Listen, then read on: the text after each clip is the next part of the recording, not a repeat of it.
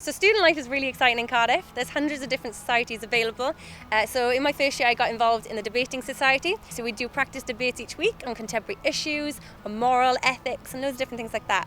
But we'd also travel to different universities and take part in different competitions. So not only was I doing what I loved, but I was competing at the same time and getting to know lots of new people from different universities.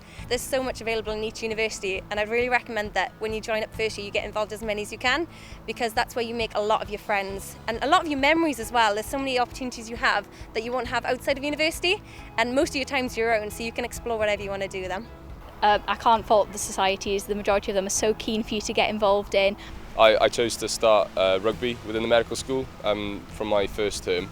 That it's quite nice to have a sport which is, again, within your own course, especially with my course it being quite busy and full on sometimes. Get to meet the older boys in the higher years straight away, really.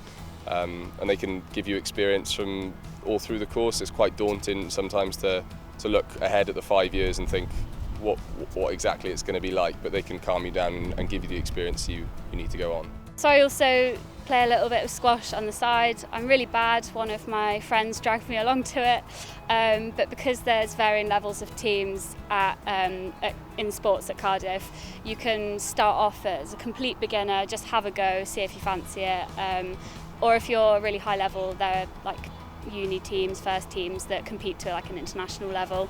I'm not so good, so I stick to the beginner stuff.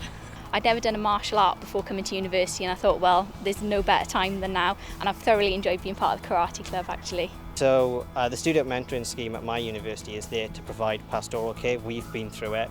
We can offer the student tips. We can say where the cheapest places to shop for. We can give those sort of extra tips. But also just in terms of extra stuff in the city, music, concerts, you've got sports, you've got culture. There's just so much going on, so you never get bored. There's always something you can do with them.